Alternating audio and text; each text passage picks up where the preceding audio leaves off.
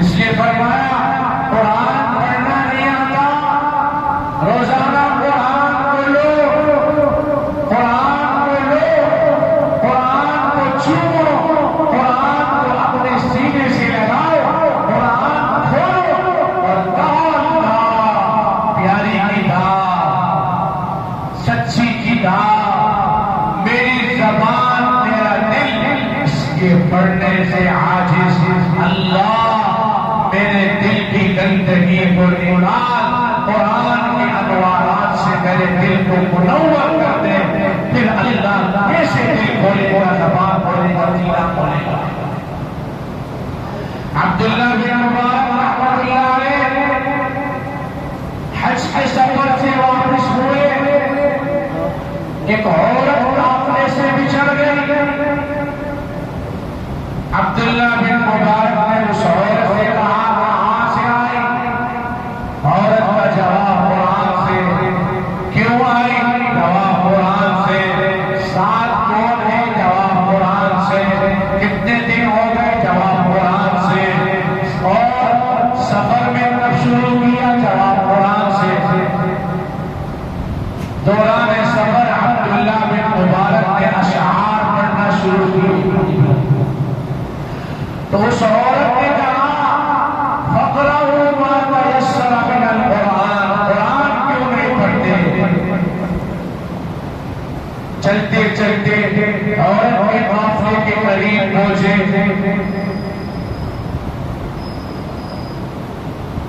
عبداللہ بن مبارک نے اس عورت سے کہا قافلے میں تیری پہچان کیا ہے؟ عورت نے کہا واتخذ اللہ ابراہیم خلیلا کلم اللہ موسیٰ تکلیما یا خذ الکتاب بقوتی، بیٹے۔ عبداللہ بن مبارک نے آواز لگائی، تینوں دوڑتے ہوئے آئے، اپنی والدہ کو لے جانے لگے۔ ماں نے قرآن پڑھتے ہوئے کہا انما نطعمکم لوجہ اللہ لا نريد منکم جزاء ولا شکورا، اس مہمان کا انتظام کرو۔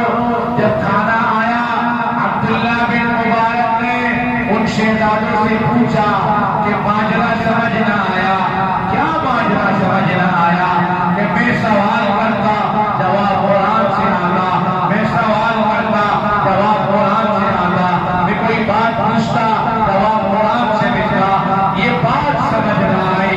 تو شہزادوں نے کہا ہماری والدہ ہے 40 سال کا عرصہ گزر گیا، زبان سے قرآن کے علاوہ کوئی اور بول نہیں نکالا۔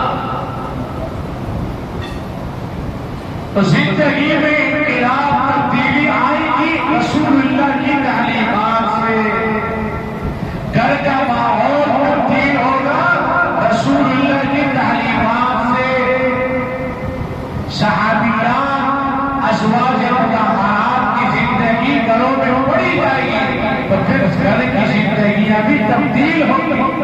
یہ جو فضائل اعمال کی کتاب ہے نا، اس کا نام فضائل اعمال کیوں ہے؟ کیوں ہے؟ کیوں ہے؟ کئی بار کبھی سوچا ہوتے فضائل اعمال یعنی اعمال کے فضائل؟ ہمارے حضرت شیخ دامت برکاتہ اللہ ان کی زندگی میں برکت دے، فرمانے لگے ایک جج کے پاس کچھ لوگوں کا فیصلہ آیا، اور فیصلہ یوں آیا کہ فرمایا مسلمان یہ کتاب پڑھتے ہیں، ہمیں خطرہ ہے کچھ۔ تو جج نے فیصلے کے لیے کتاب منگوائی، اور کتاب منگانے کے بعد کہا کہ میں بھی اس کتاب کا مطالعہ کروں، اس میں ایسی کون سی شرح کی بات جو جھگڑا کرے گی؟ جج وہ کتاب لے کے گھر آیا، اتفاقاً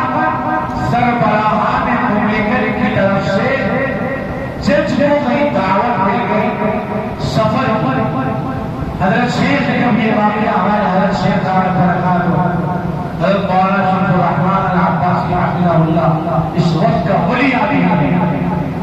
حضرت شیخ امام نے کئی دفعہ سنا، کہنے لگے جج کو کتاب گھر پہ لایا، فضائل اعمال کتاب لانے کے بعد کہ میں اس کو پڑھوں گا، اس میں لکھا کیا ہے؟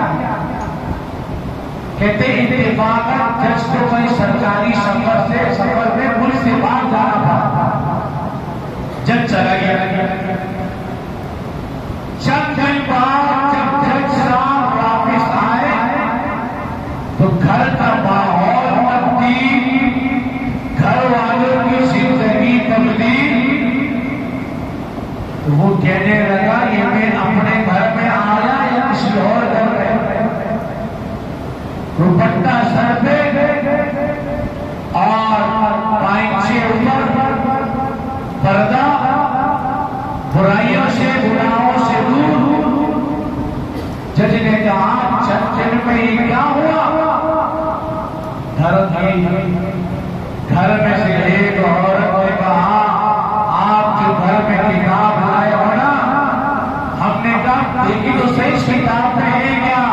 جب ہم نے کتاب کھولا، پڑھنا شروع کیا، ہم پڑھتے گئے، زندگی تبدیل ہوتی رہی، ہم پڑھتے گئے اور اندر باہر کی صفائی ہوتی رہی، اور اب اتنا پڑھا اور پڑھنے کی کوشش کر رہے ہیں کہ زندگی میں ایک سکون سا آ گیا۔ تو میرے دوستوں، میں آخر میں آپ سے اتنا کہوں گا، اپنے گھروں میں ہم دین کی تعلیم کو شروع کریں، ہم مسجد کی تعلیم میں بیٹھا کریں، ہم مسجد کے اعمال میں بیٹھا کریں، اور ہم اپنی زندگی میں اگر چاہتے ہیں سکون، اگر چاہتے ہیں راحت عافیت، اگر چاہتے ہیں اطمینان، تو اللہ کے احکامات پر عمل پیرا ہونے والے بن جائیں، رسول اللہ کی تعلیمات کو اپنی زندگیوں میں جگہ دینے والے بن جائیں، اور یہ دین جو ہمارے پاس آیا ہے نا، یہ دین بھی ہمارے پاس قربانی سے آیا۔